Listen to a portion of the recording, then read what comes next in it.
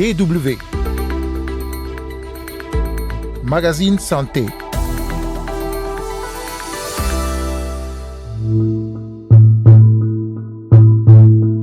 Le cancer du sein, c'est une maladie caractérisée par la croissance incontrôlée de cellules mammaires anormales qui forment alors des tumeurs. Sans aucun traitement, les tumeurs peuvent se propager dans l'organisme, d'où l'importance d'un dépistage précoce.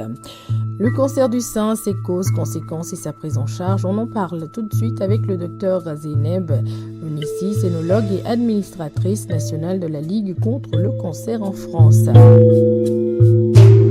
Carole Assignon micro, vous écoutez Capsule Santé. Bonjour à toutes et à tous. Bonjour, docteur Zeyneb Lounissi. Oui, bonjour. Avec vous, on va donc parler du cancer du sein. Peut-être pour commencer, est-ce que vous pouvez nous rappeler un peu ce que c'est le cancer du sein, les signes auxquels il faut faire attention? Le cancer du sein, c'est la première cause de mortalité par cancer chez la femme, mais fort heureusement, et grâce aux progrès et aux traitements innovants, c'est pas loin de 90% de taux de survie annuel à 5 ans. Pour ce qui est des signes cliniques, alors les signes cliniques, on peut tout à fait avoir un cancer du sein sans avoir aucun signe. Ce sont les cancers du sein qu'on découvre le plus souvent au cours des dépistages organisés.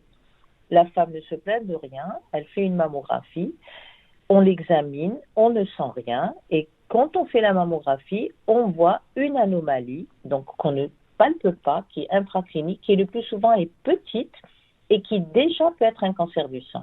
Donc il y a des cancers du sein qui sont totalement infracliniques, donc pas détectables lorsqu'on s'examine la poitrine, par nous-mêmes ou par un médecin. Après, les autres signes qui peuvent alarmer, ils sont nombreux. Tous ne sont pas synonymes de cancer du sein, mais ils doivent quand même alerter la femme et la pousser à une consultation spécialisée. C'est le plus souvent une grosseur au niveau du sein, une grosseur de taille variable. Nous, on dit que c'est une grosseur qui n'est pas mobile par rapport au plan profond et superficiel. Ça veut dire que quand on essaye de la mobiliser, on a quand même le sentiment qu'elle est plutôt fixée. C'est pas comme une grosseur qui va rouler sous la peau. Sa taille peut être variable, ça peut être tout petit, elle peut être superficielle, elle peut être profonde. Et le plus souvent, elle ne fait pas mal. Parce que beaucoup de femmes ont mal au sein, ça les inquiète beaucoup, mais la douleur du sein n'est pas en elle-même signe de gravité ou de cancer. Même s'il existe quelques cancers du sein qui font mal, mais ce sont des cancers qui sont dits inflammatoires, qui sont heureusement rares et pour lesquels on a quand même des solutions de nos jours. Il faut donc faire attention aux signes. Et quelles sont les personnes à risque, les personnes susceptibles d'avoir un cancer du sein? Les deux risques qui sont parfaitement identifiés par les études scientifiques, ce sont l'âge. Donc plus on vieillit, plus on risque d'avoir un cancer du sein. Et le deuxième facteur de risque nettement identifié, c'est le risque génétique. Ça veut dire que dans sa famille, on a des gènes qui ont été mutés et qui peuvent être à l'origine de cancer du sein parce qu'ils augmentent le risque d'avoir un cancer du sein. Donc ça, ce sont les deux grands signes, les deux grands facteurs de risque nettement identifiés sur lesquels on ne peut rien. Par contre, il y a d'autres facteurs de risque qui ont été identifiés sur lesquels nous pouvons agir. C'est le tabac, c'est l'alcool, c'est tout ce qui est en lien avec la sédentarité et ses corollaires, c'est-à-dire le surpoids, l'obésité, le manque d'activité physique et probablement également le travail de nuit. Il y a des études qui montrent que les femmes qui ont un travail de nuit, compte tenu du dérèglement de leur horloge biologique, seraient plus enclines à avoir des comportements de type addictif, c'est-à-dire peut-être plus alcoolisés, peut-être plus fumés que les autres. Donc, vous voyez, il y a quand même des facteurs de risque qui sont en lien avec notre mode de vie et sur lesquels nous pouvons parfaitement agir. Après, il y a des facteurs de risque un peu plus classiques qui sont l'absence d'allaitement et qui sont les grossesses tardives, les premières grossesses tardives, le fait de prendre un traitement hormonal substitutif pendant très très très longtemps, ça peut augmenter et donner un surrisque de cancer du sein. Et enfin, les scientifiques sont en train de plus en plus de travailler sur l'environnement, autant l'environnement, c'est-à-dire l'air que nous respirons, la pollution, les pesticides, les perturbateurs endocriniens mais également des éléments qui seraient en lien avec notre environnement professionnel. Par exemple, les femmes qui travaillent avec des produits d'entretien, certains produits d'entretien peuvent être cancérigènes, ou alors des femmes qui travaillent dans des métiers de la métallurgie qui sont en lien également avec des produits qui seraient délétères, et enfin des femmes qui travaillent et qui seraient en lien et non protégées avec des rayonnements ionisants. Quand on parle du cancer du sein, on pense le plus souvent aux femmes, mais les Oui, hommes peuvent avoir tout à fait, également un cancer, développer absolument. un cancer du sein. Comment ça se passe Oui. chez l'homme? Est-ce que c'est la même Alors, chose? c'est à peu près la même chose. C'est déjà beaucoup, beaucoup plus rare. C'est à peu près 5% des cancers du sein qui peuvent survenir chez l'homme. Souvent, ils sont un peu plus graves. Et on pense qu'ils sont plus graves parce que souvent, les hommes en parlent encore moins. Donc, ils sont un petit peu plus difficiles à traiter, mais ça existe. Et souvent, il y a également une histoire familiale de cancer du sein chez les hommes qui ont un cancer du sein. Donc peut-être un risque génétique plus accru. Ceci dit, les formes les plus importantes de cancer du sein, ce sont des cancers du sein qui surviennent chez la femme et qui surviennent après 50 ans. Et de nos jours, quels sont les traitements qui sont proposés aux personnes qui souffrent de cancer du sein? C'est plus une stratégie thérapeutique qui est proposée parce que aucun cancer n'est identique à l'autre. Et donc, en fonction du cancer, c'est-à-dire de sa description anatomopathologique, de sa forme anatomopathologique, de certains récepteurs au niveau de la tumeur qui existe ou pas, de l'immunohistochimie, on proposera tel ou tel traitement. Le plus souvent, ça reste la chirurgie, qui peut être soit que la tumorectomie, ça veut dire on n'enlève pas le sein, on n'enlève que la tumeur et un petit peu autour de manière à être en marge saine. On peut parfois être appelé à faire une mastectomie. C'est beaucoup plus rare de nos jours, mais ça existe encore. C'est ce qu'on appelle le traitement médical, c'est-à-dire la chimiothérapie, qui peut être également proposée dans certaines conditions.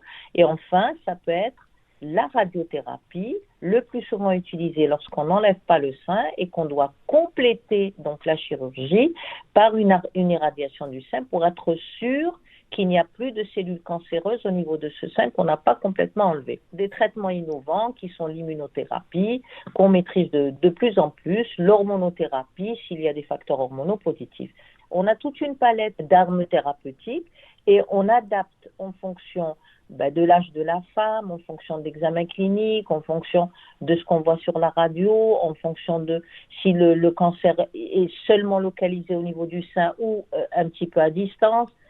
En fonction de tout ça, on décide du traitement à proposer au décours d'une réunion multidisciplinaire. C'est jamais un seul médecin qui décide, mais c'est toujours plusieurs médecins qui vont décider et proposer à la femme une stratégie thérapeutique. Et quels sont les effets secondaires de tous ces traitements? Est-ce que cela n'a pas un impact après sur la femme, sur Alors, le plan psychologique par exemple? bien sûr, mais vous savez déjà, sur le plan psychologique, savoir, dans le cadre, par exemple, du dépistage organisé, qu'on découvre un cancer du sein chez une femme, c'est jamais anodin. Hein. Il y a une consultation d'annonce avec un diagnostic d'annonce qui est fait non pas au téléphone ou dans un couloir où donc la femme elle est reçue, on lui explique ce qu'on a trouvé, on essaye d'adapter les mots par rapport à la psychologie de la patiente.